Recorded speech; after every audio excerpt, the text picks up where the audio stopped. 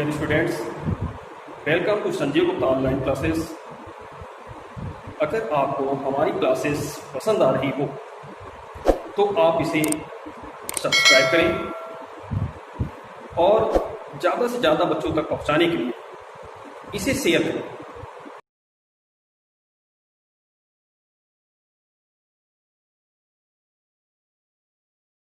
आज के topic evaporation पे हम लोग चलते हैं। Evaporation,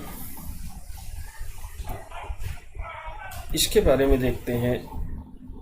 the process of a liquid changing into gas below its boiling point is called evaporation. जैसे हम लोग कह सकते हैं the process of liquid changing into gas, यानी कि वो प्रोसेस जिसमें लिक्विड क्या हो वो गैस में चेंज हो रहा हो, लेकिन कंडीशन यहाँ पर क्या है कि ये बॉइलिंग पॉइंट के नीचे होना चाहिए, बॉइलिंग पॉइंट के ऊपर नहीं होगा। बॉइलिंग पॉइंट के ऊपर होगा तो वो इवापोरेशन नहीं कहलाएगा। जैसे हम लोग अगर वाटर का बॉइलिंग पॉइंट 100 डिग्री सेंटीग्रेड रखते हैं तो ये इवापोरेशन प्रोसेस जो होगा वो 100 डिग्री सेंटीग्रेड के नीचे ही होना चाहिए। अगली हेडिंग पे चलते हैं, कैरेक्टरिस्टिक्स ऑफ इवापोरेशन। हम लोग पहली कैरेक्टरिस्टिक्स को देखते हैं। The evaporation take place below its boiling point. Second है evaporation is endothermic process, therefore it cause cooling.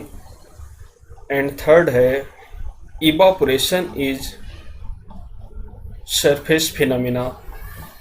अब हम लोग एक एक कैरेक्टरिस्टिक्स को समझने की कोशिश करते हैं। The evaporation take place below its boiling point, जैसे हम लोग अभी डिफिनीशन में देख रहे थे कि इवापोरेशन प्रोसेस जो होता है वो बॉइलिंग पॉइंट के नीचे होता है। अगर हम वाटर का बॉइलिंग पॉइंट 100 डिग्री सेंटीग्रेड रखते हैं तो इवापोरेशन उसके नीचे ही होना चाहिए। अगर हम लोग सेकेंड पॉइंट पे देखें, evaporation is endothermic process, therefore it causes cooling. हम लोग इसके पहले पढ़ चुके हैं कि दो तरीके के रिएक्शन होते हैं, एक एक्सोथर्मिक होता है और दूसरा एंडोथर्मिक होता है।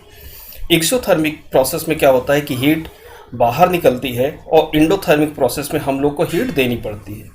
जैसे आप लोग देखते होंगे घर पर पुताई करने के लिए जो आप लोग चूना लाते हैं उसमें पानी को जब मिलाते हैं तो पानी मिलाने पर उसमें से हीट निकलती है, ये प्रोसेस कहलाता है एक्सोथर्मिक। और दूसरे प्रोसेस जिसमें कि बिना हीट दिए वो रिएक्शन ना हो रहा हो वो कहलाता क्या है, एंडोथर्मिक। तो एंडोथर्मिक प्रोसेस इवापोरेशन क्या करता है, एंडोथर्मिक प्रोसेस करता है। यानी ये हमारे जो शरीर के ऊपर है, अगर मान के चलते हैं कि हमारे हाथ पर वाटर गिर जाता है तो उस प्लेस पर क्या होता है, थोड़ा सा हम लोग को ठंडा महसूस होता है। ठंडा इसलिए महसूस हुआ कि वाटर का जो मॉलिक्यूल था वो हमारे शरीर से हीट एनर्जी को ले लिया और लेने के बाद वो किस फॉर्म में चेंज हो गया, वेपर के फॉर्म में। तो वहाँ पर क्या होता है कि हम लोग को थोड़ा सा ठंडा महसूस होता है, तो हम लोग कह सकते हैं कि इवापोरेशन कॉजेज कूलिंग। तो इवापोरेशन क्या करता है, इसके कारण हम लोग को थोड़ा ठंडा महसूस होता है। थर्ड है इवापोरेशन इज सरफेस फिनोमेना। जैसे आप फिगर में देख रहे हैं कि जो वाटर है उसके सबसे ऊपरी पोर्शन के जो मॉलिक्यूल या एटम हैं वो ही क्या हो रहे हैं, इवापोरेट हो रहे हैं, यानी कि वो ही वेपर फॉर्म में चेंज हो रहे हैं। तो ये सरफेस का फिनोमेना है, यानी सबसे ऊपरी जो पार्ट होगा किसी भी लिक्विड का तो वो क्या करेगा कि बाहर से एनर्जी लेगा और लेने के बाद वो क्या होगा कि चेंज हो जाएगा किसमें, वेपर के फॉर्म में। तो ये सबसे बाहरी सरफेस पे होता है। जैसे आप लोग देखते होंगे कि पानी गिरा होता है सरफेस पे तो वो धीरे धीरे क्या होता है, सूख जाता है। या नदियों में पानी जो होता है वो सबसे ऊपरी पोर्शन से ही वो वेपर के रूप में चेंज होता है। तो ये क्या कहलाएगा, ये सरफेस फिनोमेना कहलाता है। आगे चलते हैं हम लोग, फैक्टर अफेक्टिंग इवापोरेशन। तो इसमें देखते हैं the evaporation of liquid depend on the factor यानी कि ये कौन कौन फैक्टर पे डिपेंड करेगा। फर्स्ट आ जाते हैं हम लोग। फर्स्ट है हमारा टेम्परेचर, यानी कि टेम्परेचर पे इवापोरेशन क्या करता है, डिपेंड करता है। सेकंड आते हैं सरफेस एरिया, जितना ज़्यादा सरफेस एरिया होगा उतनी ही ज़्यादा इवापोरेशन होगा। थर्ड ह्यूमिडिटी, यानी हम लोग के आसपास चारों ओर कितनी आर्द्रता है, यानी कितनी नमी है, उसके बेस पर भी क्या होता है, इवापोरेशन कम या ज़्यादा होते हैं। फोर्थ है हमारा विंड स्पीड, यानी हवा की क्या स्पीड है हमारे चारों ओर, उस पर भी हमारा ये डिपेंड करता है इवापोरेशन। अगर हवा तेज़ है तो क्या होगा कि इवापोरेशन की स्पीड तेज़ होगी, अगर हवा धीमी है तो इवापोरेशन की स्पीड क्या होगी, धीमी होगी।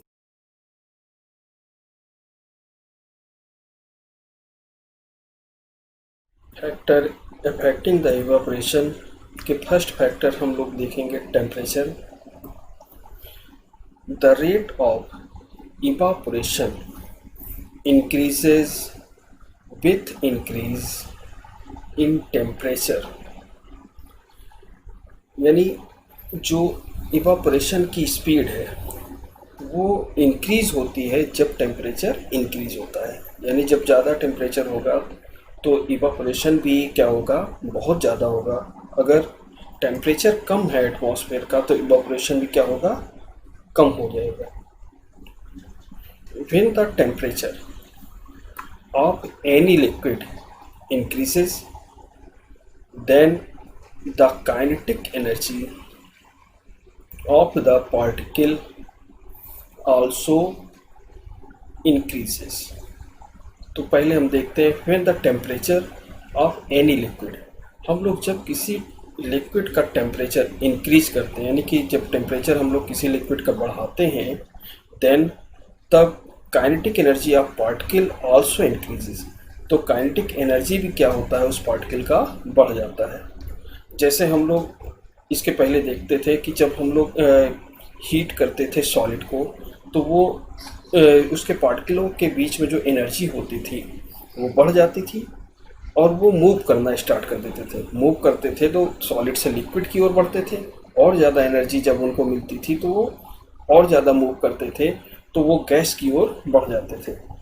तो जब इनमें इस तरीके की एनर्जी बढ़ती है तो ये क्या करने शुरू कर देते हैं, मूव करना शुरू कर देते हैं। तो ऐसी एनर्जी को हम लोग बोलते हैं क्या है, kinetic energy. And the particle start moving, और इससे क्या होता है, जो पार्टिकल है वो मूव करना स्टार्ट कर देते हैं। And become like gaseous state, और वो गैसियस स्टेट की तरीके से बिहेव करने लगते हैं, यानी कि उसमें चेंज होना स्टार्ट हो जाते हैं। जैसे हम लोग लिक्विड को यानी वाटर को ज़्यादा गर्म करते हैं तो वो किस फॉर्म में चेंज हो जाता है, वेपर के फॉर्म में। वेपर के फॉर्म में चेंज हो रहा है, इसका मतलब क्या है कि उसके अंदर काइनेटिक एनर्जी बहुत ज़्यादा बढ़ गई, और काइनेटिक एनर्जी बढ़ने के कारण क्या हुआ, जो उनके बीच में इंटरमॉलिक्यूलर जो फोर्स था वो कम हो गया, और फोर्स लगना उनके बीच में कम हो गया, और वो क्या हो गए, उनके बॉन्ड टूटने की वजह से वो दूर दूर हो गए और वो गैस के स्टेट में चेंज हो गए। एंड लिक्विड गेट कन्वर्टेड, और लिक्विड जो था वो गेट्स कन्वर्टेड, यानी चेंज हो गया इनटू वेपर और गैस। एग्जाम्पल हम लोग देख लें। फर्स्ट एग्जाम्पल है, a during summer season the cloth get dry fast. Summer season के दौरान, यानी कि जब गर्मी बहुत ज़्यादा होती है तो उस समय जो कपड़े होते हैं वो काफ़ी तेज़ी से सूख जाते हैं। वो इसलिए सूख जाते हैं कि जब एटमॉस्फेयर में टेम्परेचर बहुत ज़्यादा है तो रेट ऑफ इवापोरेशन भी बहुत ज़्यादा होगा, और रेट ऑफ इवापोरेशन जब बहुत ज़्यादा होगा तो क्या होंगे, कपड़े भी सूख जाएंगे। सेकेंड एग्जाम्पल पे आ जाएं।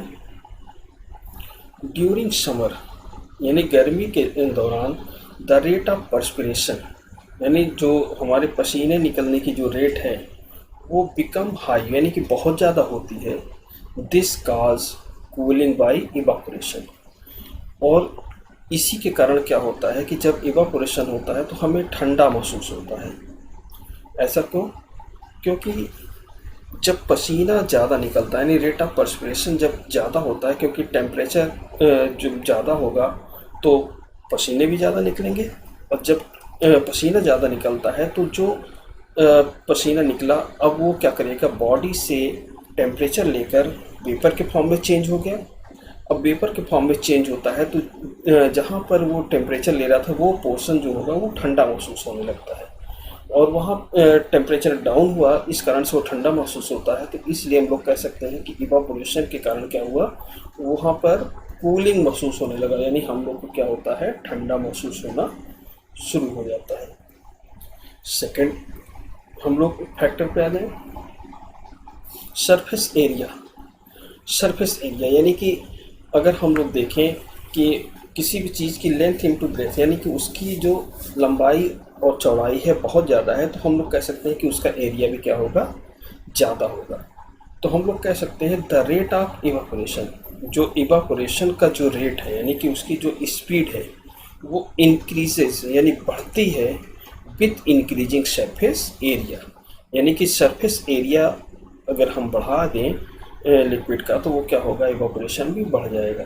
जैसे हम लोग एक छोटे से बर्तन में यानी एक ग्लास में अगर हम लोग पानी लिए रहें तो वो वहाँ पर क्या होगा, इवापोरेशन बहुत कम होगा, वो पानी सूखने में यानी कि ख़त्म होने में बहुत देर लगेगा। लेकिन उसी पानी को अगर हम लोग क्या करें, ज़मीन पर फैला दें, तो ज़मीन पर जब वो पानी फैल जाएगा तो क्या होगा कि वो धीरे धीरे सूख जाएगा, यानी कि वो जल्दी ही सूख जाता है वो ग्लास की अपेक्षा, क्योंकि वहाँ पर क्या हुआ कि फर्श पर सरफेस एरिया उसको ज़्यादा मिल गया।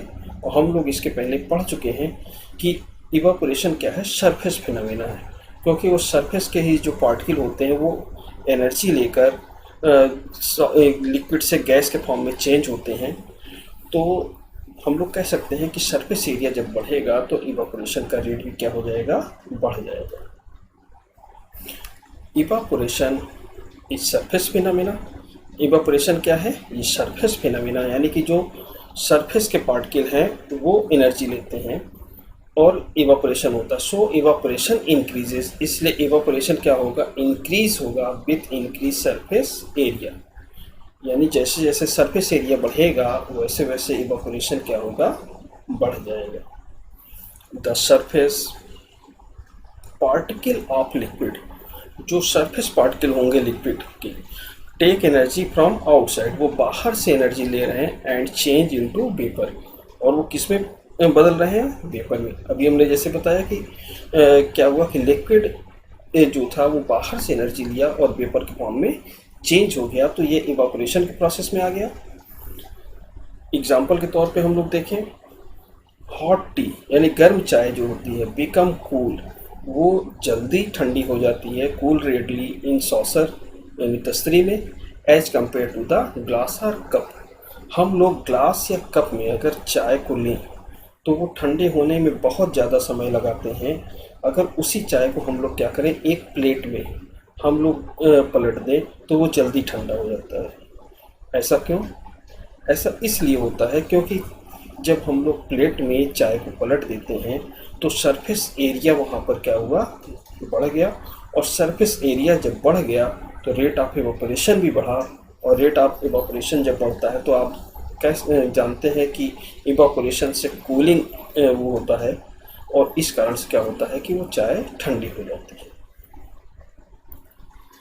सेकेंड एग्जांपल पे आते हैं, वेट क्लोथ यानी जो गीले कपड़े हैं, गेट ड्राइड फास्टर, वो तेज़ी से सूख जाते हैं, if they are put in spread out, अगर हम लोग उसको क्या करते हैं, फैलाकर सुखाते हैं। जैसे गीले कपड़े हों उसको क्या करिए आप, एक जगह खाली रख दीजिए तो उसको सूखने में काफ़ी टाइम लगेगा। लेकिन उसी कपड़े को हम लोग जब बराबर से फैला देते हैं, स्प्रेड आउट कर देते हैं, तो वो क्या होता है कि जल्दी सूख जाता है। ऐसा इसलिए होता है कि जो कपड़े फैलाए जाते हैं उनके सरफेस एरिया क्या होती है, बहुत ज़्यादा हो जाती है, और सरफेस एरिया ज़्यादा होने की वजह से रेट ऑफ इवापोरेशन भी क्या होता है, बहुत ज़्यादा हो जाता है, और इस कारण से क्या होता है, कपड़े जल्दी सूख जाते हैं। लेकिन वही कपड़े अगर हम लोग एक जगह इकट्ठा करके रख दें तो वहाँ पर रेट ऑफ इवापोरेशन घट जाएगा, क्योंकि सरफेस एरिया घट गया, और इस कारण से कपड़े क्या होते हैं, जल्दी सूख नहीं पाते।